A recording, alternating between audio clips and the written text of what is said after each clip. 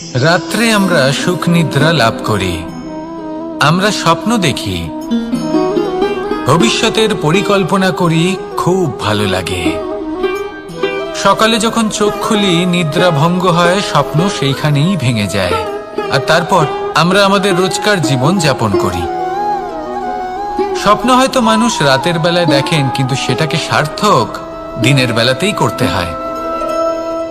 রাতে মধুর বাতাসের নিচে কোমল শয্যায় শুয়ে মাতার গলায় মিষ্টি গান শুনতে শুনতে নিদ্রায় আচ্ছন্ন হওয়া, স্বপ্ন দেখা, ভবিষ্যতের পরিকল্পনা করা বড়ই সরল। কিন্তু সকালবেলায় সময় মতো উঠে সূর্যের তাপ সহ্য করে, সেই উষ্ণতা সহ্য করে সর্বাঙ্গ ঘেমে গিয়ে নিজের পথ খুঁজে বের করা, সেই পথে অগ্রসর হওয়া, বাধা বিপত্তি এসবের সম্মুখীন হওয়া, আর তারপর লক্ষ্য লাভ করা, এগুলো কঠিন কাজ। এ হলো অত্যন্ত কঠিন কাজ। যদি আপনি চান যে স্বপ্ন আপনি দেখেছেন তা সত্যি হোক, তাহলে দিনের বেলায় আপনাকে বেরিয়ে কর্ম করতেই হবে, পরিশ্রম করতেই হবে। মনের এই চক্ষু দিয়ে স্বপ্ন দেখা সম্ভব, কিন্তু যদি আপনি বুঝতে পারেন যে এই স্বপ্নই হলো আপনার লক্ষ্য, তাহলে তাকে সার্থক করতে শুধুমাত্র পরিশ্রম দ্বারাই করতে হবে। তাহলে পরিশ্রম করুন আর আমার সাথে ভালোবেসে বলুন, রাধা রাধা। মানুষের জীবনে তিনটি গুণ অত্যন্ত প্রয়োজনীয়: শ্রদ্ধা, বিনম্রতা, যোগ্যতা। যদি জ্ঞান লাভ করতে চান তাহলে শ্রদ্ধার প্রয়োজন, যদি মান লাভ করতে চান তাহলে স্বভাবে বিনম্র হওয়া প্রয়োজন, আর যদি মনোবাঞ্ছিত স্থান লাভ করতে চান তাহলে যোগ্যতার প্রয়োজন। বিষয়টা সহজ। শ্রদ্ধা আপনাকে জ্ঞান দেবে, নম্রতা আপনাকে মান, আর যোগ্যতা উচিত স্থান দেবে। কিন্তু যদি আপনি এই তিনটি গুণ সম্মিলিত করেন, তাহলে এমন কিছু লাভ করবেন যা এই সব কিছুর থেকে অনেক ঊর্ধ্বে। সম্মান। আর এ হলো সেই সম্মান যা প্রত্যেক মানুষের নিজের জীবনে লাভ করতে চেষ্টা করা উচিত, কারণ এই হলো সেই সম্মান যার কারণে আপনি চলে যাওয়ার পরেও এই সংসার আপনাকে ভালোবাসবে আর মনে রাখবে। আসুন আমার সাথে ভালোবেসে বলুন, রাধা রাধা। আকাঙ্ক্ষা কখন লোভে পরিণত হয়ে যায় তা কেউ বলতে পারে না। এবার তার পরিণাম কি হতে পারে তাও আমরা কেউ জানি না। আজ আমি আপনাকে বলছি, কোনো ব্যক্তি সব থেকে বেশি ক্ষতির সম্মুখীন তখনই হয় যখন সে এটা মনে করে যে সে সব থেকে বেশি সুরক্ষিত স্থানে রয়েছে। সে ভাবে যে সে সেখানে সুরক্ষিত রয়েছে। সে তখন অসাবধান হয়ে পড়ে, আর তখনই তাকে জীবনের সব থেকে বড় ক্ষতির সম্মুখীন হতে হয়। নিঃস্ব হয়ে যাওয়ার পরিস্থিতি কোনো মানুষের জীবনে তখনই আসে যখন তার কাছে প্রচুর সম্পত্তি থাকে এবং সে তার থেকেও অনেক বেশি সম্পত্তি অর্জন করতে চায়। সেই অনেক বেশি সম্পত্তি অর্জন করার চেষ্টায় সে এমন কিছু করে বসে যার ফলে তাকে সমস্ত সম্পত্তি হারাতে হতে পারে। একজন রচনাকার নিজেই নিজের প্রতিভা একদম শেষ করে দিতে পারে যখন সে অনেকগুলো কাজ নিজের কাঁধে নিয়ে নেয়।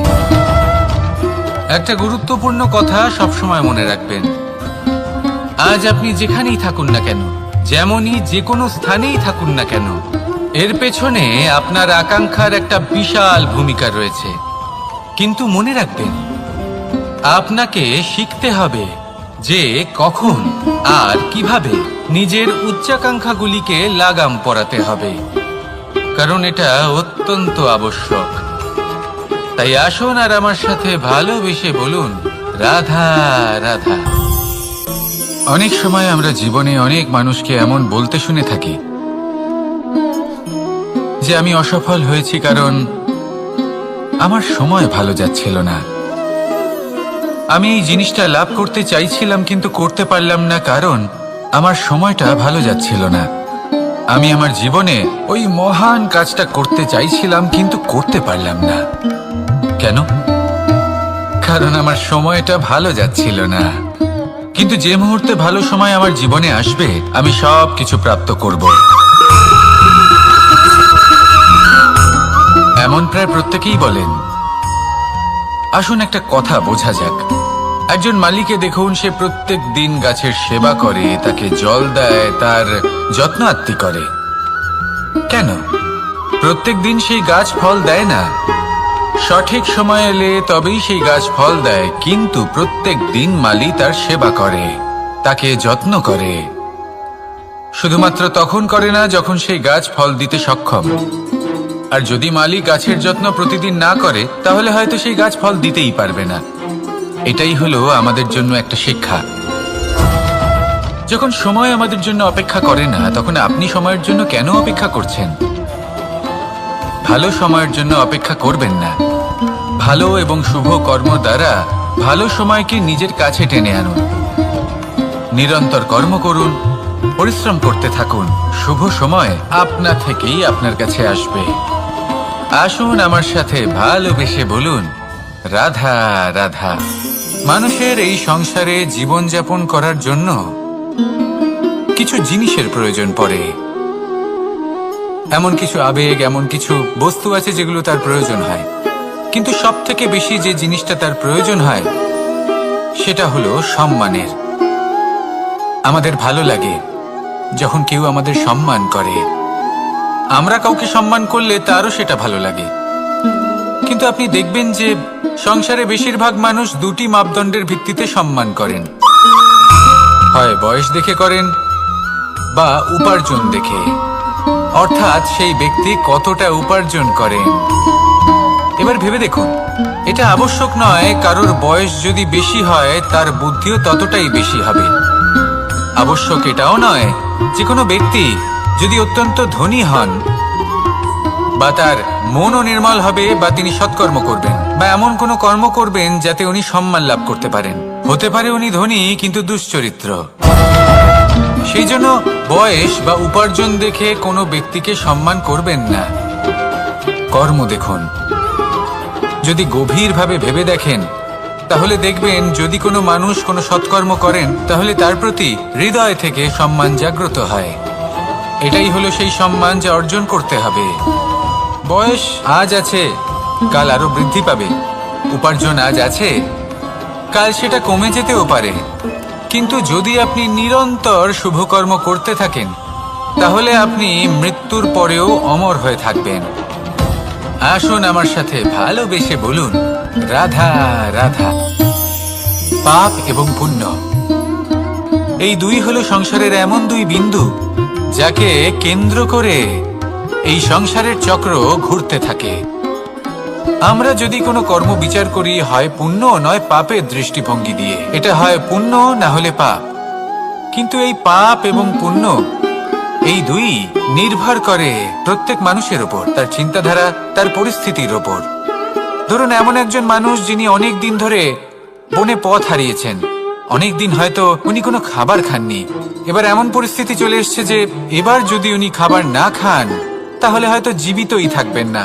আর এমন অবস্থায় ওনার সামনে যদি কোনো প্রাণী আসে তাহলে তাকে শিকার করা, এটা কিন্তু তার কাছে পাপ নয়। এটা তো জীবিত থাকার একমাত্র উপায়।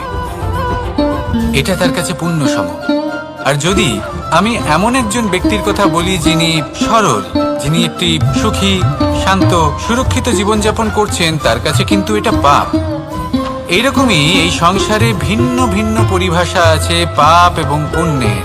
তার মধ্যে যদি আমি আপনাকে একটি সরল পরিভাষা দিই, সেটা হলো জীবনে যখনই কোনো কর্ম করবেন সেটা নিয়ে একটু ভেবে দেখুন যে এই যে কাজটা আমি করছি তার ফলে এই যে অন্য মানুষেরা আছেন এই সংসারে, তারা কি দুঃখ পাবেন? যদি তারা দুঃখ পান তাহলে সেটা পাপ। যদি আপনি এমন কোনো কর্ম করেন যার ফলে অন্যরা প্রসন্নতা লাভ করেন, তাদের মুখে হাসি ফুটে ওঠে, যদি তারা প্রেরিত হন, জীবনে সামনে এগোতে পারেন, তাদের বিকাশ হয়, তাহলে এটা হলো পুণ্য।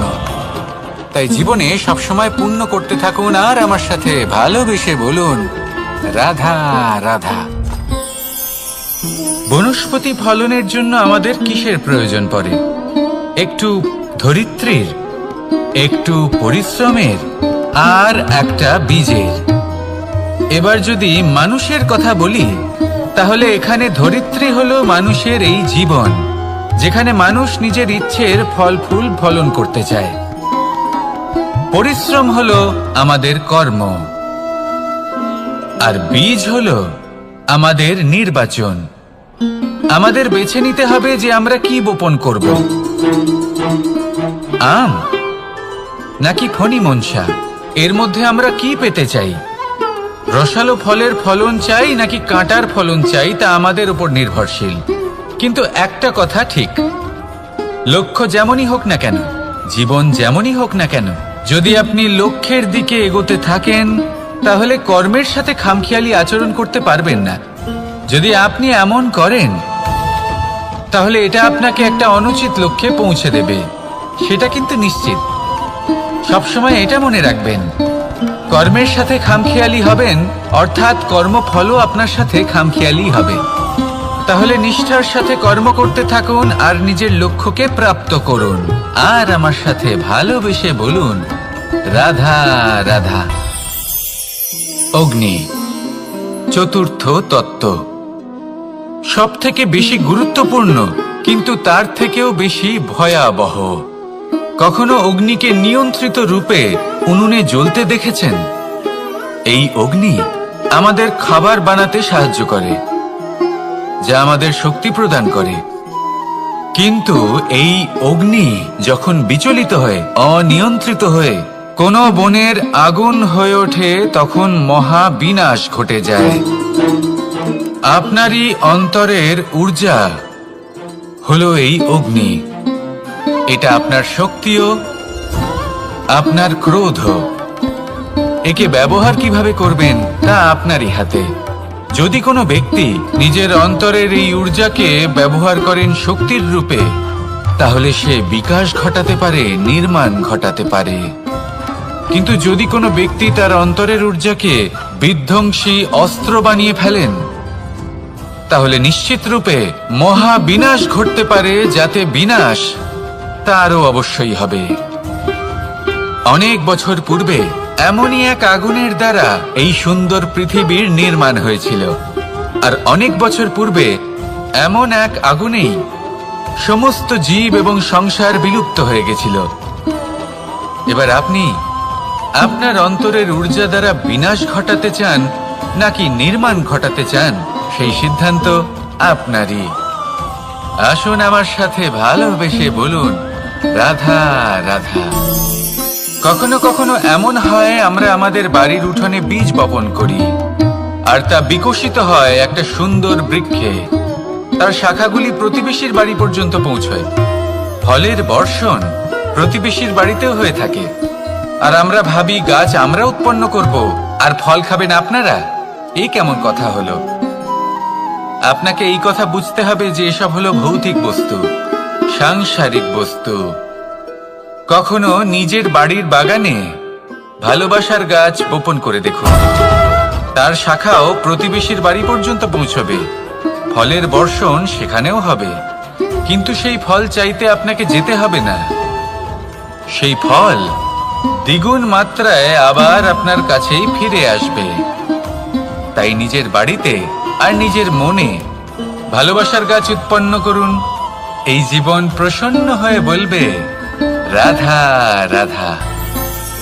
অ দিয়ে অন্ত, আ দিয়ে আরম্ভ, এই দুইয়েরই রাশি সমান। যদি আপনি মন দিয়ে দেখেন তবে দেখবেন এদের সম্পর্ক খুবই নিবিড়। কিভাবে? যখন কোনো কিছু শুরু হয় এটা নিশ্চিত হয়ে যায় যে তা সমাপ্তও হবে। আরম্ভই যদি না হয় তা সমাপ্তও হবে না। যা আরম্ভ হয়েছে তার সমাপ্তি হলো অবশ্যম্ভাবী। এটাই হলো প্রকৃতির নিয়ম, একে এড়ানো যায় না। এবার এই কথা আমরা সকলে জানি। এবার মানুষ কি ভাবে যে সমাপ্তির পরে কি হতে পারে, এর উত্তর তাদের কাছে নেই। তাদের উচিত অন্য কোনো বিষয় ভাবা যা বেশি গুরুত্বপূর্ণ। এবার মানুষ এটা জানে না যে মৃত্যুর পরে কি হতে পারে, কিন্তু এই কথা অবশ্যই জানে যে জন্ম থেকে মৃত্যু পর্যন্ত এই সময়, যাকে আমরা জীবন বলে থাকি, এই সময় আমরা কর্ম করতে পারি। এই কথা তো আমরা জানি। তাহলে এমন কি কর্ম করা যেতে পারে যা আমাদের সমাপ্তির পরও আমাদের প্রাসঙ্গিক করে রাখতে পারে? এই বিষয়ে ভাবা উচিত। যে জন্মগ্রহণ করেছে তার মৃত্যু হবেই, এটা সাধারণ বিষয়। কিন্তু ইতিহাস আজও সেই সকল মানুষজনকে স্মরণ করেন যাদের এই সংসার তাদের মৃত্যু নয়, বরং তাদের জীবনকালে যে কর্ম তারা করেছেন তার দ্বারা মনে রাখেন। সেই কর্মের কারণে এই সংসারে তাদের নাম, তাদের কর্ম, তাদের ব্যক্তিত্ব, তাদের কীর্তি অমর হয়ে থাকে এবং থাকবে। আপনার কাছে এতটা সময় নেই যতটা আপনার মনে হচ্ছে আপনার কাছে আছে। সেই জন্য যত শীঘ্র সম্ভব শ্রেষ্ঠ কর্ম করুন, যতটা পারবেন ততটা অধিক সুকর্ম করুন। এই সংসারে নিজেকে অমর করে তুলুন আপনার মৃত্যুর পরেও, আর আমার সাথে ভালোবেসে বলুন রাধা রাধা। ওমা, এ কি? আমি কখন থেকে এখানে অপেক্ষা করছি, হাত পেতে দাঁড়িয়ে রয়েছি যাতে একটা ফল আমার হাতে এসে পড়ে এবং সেটা আমি খেতে পারি। কখন থেকে অপেক্ষা করছি, কিন্তু সেটা হচ্ছেই না। এবার আপনি বলবেন যে এসব কি বলছি, এ কি অদ্ভুত কথা বলছি। যদি ফল খেতে হয় তাহলে আমাকে বৃক্ষে চড়তে হবে, ফলের কাছে পৌঁছতে হবে, তবেই তো ফল পাবো। এবারে এটা অত্যন্ত সহজ ব্যাপার, কিন্তু এই বিষয়টা আপনি নিজের জীবনের প্রসঙ্গে ভেবে দেখুন। লক্ষ্য কোথায় আছে আপনি জানেন, সেই লক্ষ্যে পৌঁছানোর পথ কি সেটাও আপনি জানেন, সেই পথে চলার ক্ষমতাও আপনার রয়েছে, কিন্তু তাও আপনি নিজের লক্ষ্য লাভ করতে পারছেন না। কেন? কারণ আপনি অপেক্ষা করছেন যে লক্ষ্য আপনার সামনে চলে আসবে, কিন্তু তা হয় না। লক্ষ্য সে যাই হোক না কেন, ধন হোক, প্রেম হোক, কোনো সম্মান হোক বা মোক্ষ হোক, যদি আপনি তার দিকে অগ্রসর না হন তাহলে ফল প্রাপ্তি অসম্ভব ব্যাপার, তা কোনোদিনই হবে না। সেই জন্য আপনার চোখের সামনে আপনি যদি নিজের লক্ষ্যকে দেখতে পান তাহলে উঠুন এবং সেই দিকে অগ্রসর হতে শুরু করুন। নিজের অন্তরের সকল অশুভ গুণ দূর করুন, অলসতা ত্যাগ করুন, অজ্ঞানতা ত্যাগ করে দিন এবং চলতে থাকুন। অবশ্যই মনোবাঞ্ছিত ফল লাভ করতে পারবেন। মনে রাখবেন, চলতে থাকলে তবেই লক্ষ্য প্রাপ্তি হবে।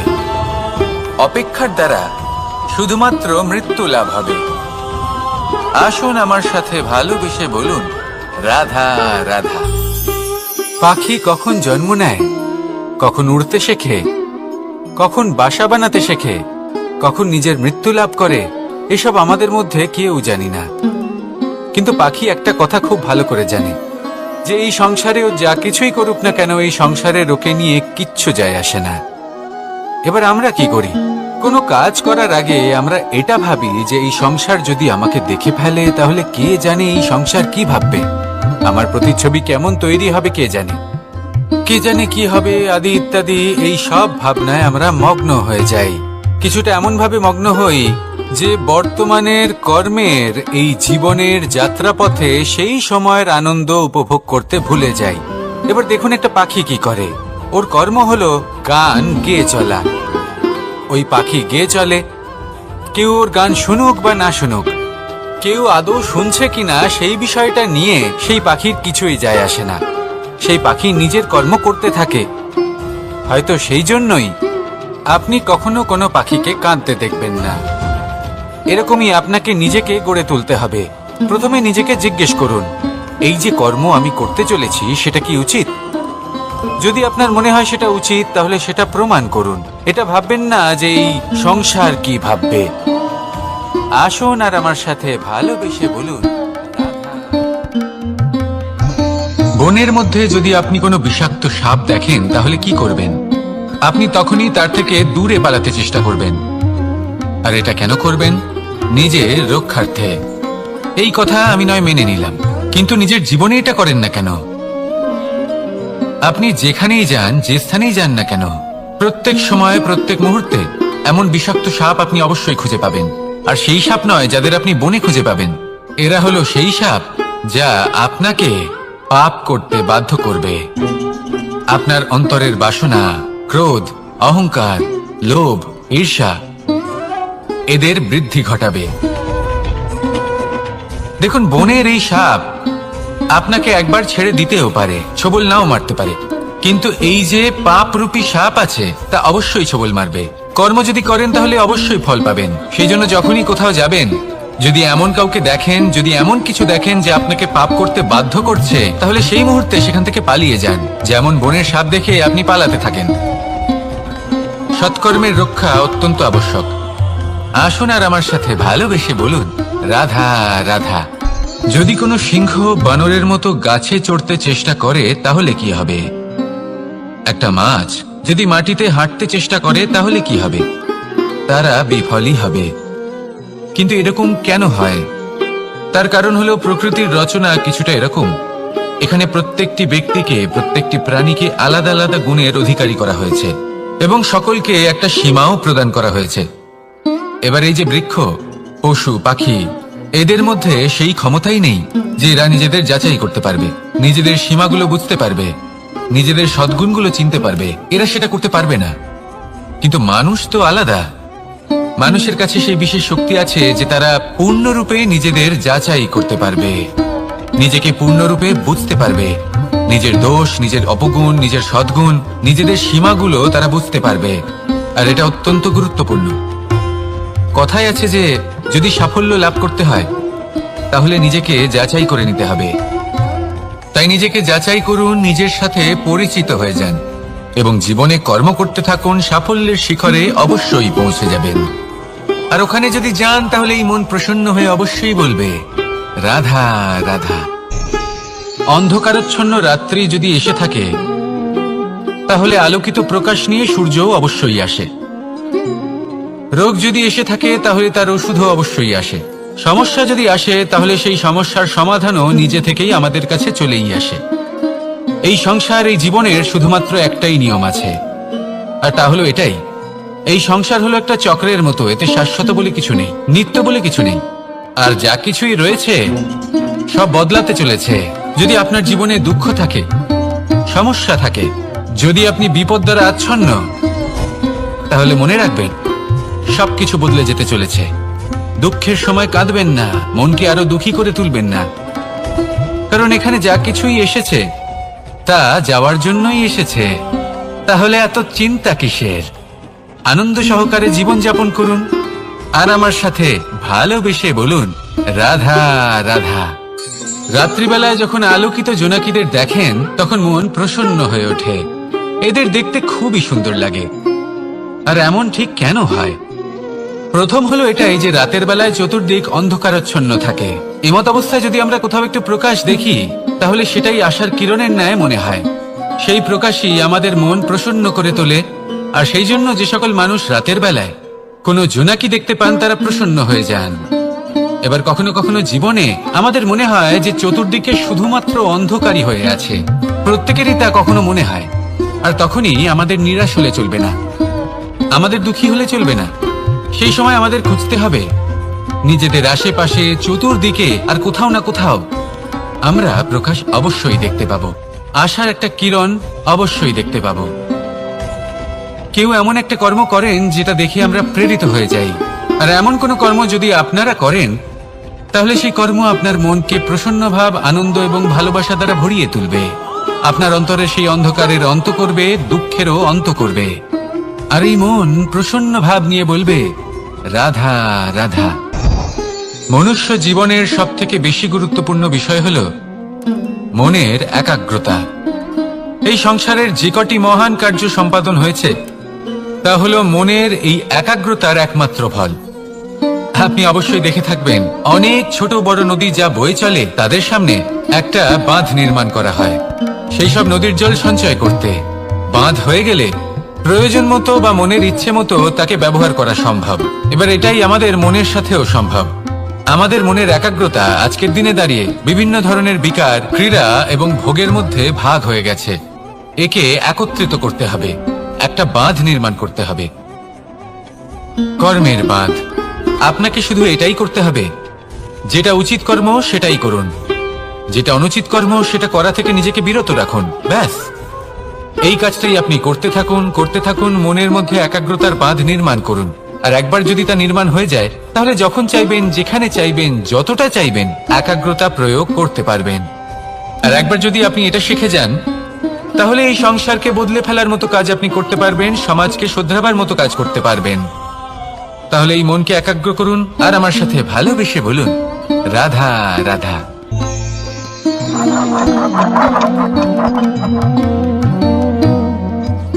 কোনো ব্যক্তিকে নিশ্চয়ই দেখেছেন যিনি নিজে কাঠ কাটার এই কাজে নিপুণ এবং অভিজ্ঞ। এবার আপনারা দেখবেন যে তার মনোযোগ সমস্ত কাঠের উপর থাকে না, তার মনোযোগ থাকে শুধুমাত্র একটা কাঠের ছোট্ট একটি অংশের ওপর, যেখান থেকে তার টুকরো করা হচ্ছে। কিন্তু সেটা উনি কেন করেন? যদি এটা উনি না করেন তাহলে সেই কাঠ সঠিক পদ্ধতি এবং তাড়াতাড়ি কাটা যাবে না। জীবনেও তাই হয়ে থাকে।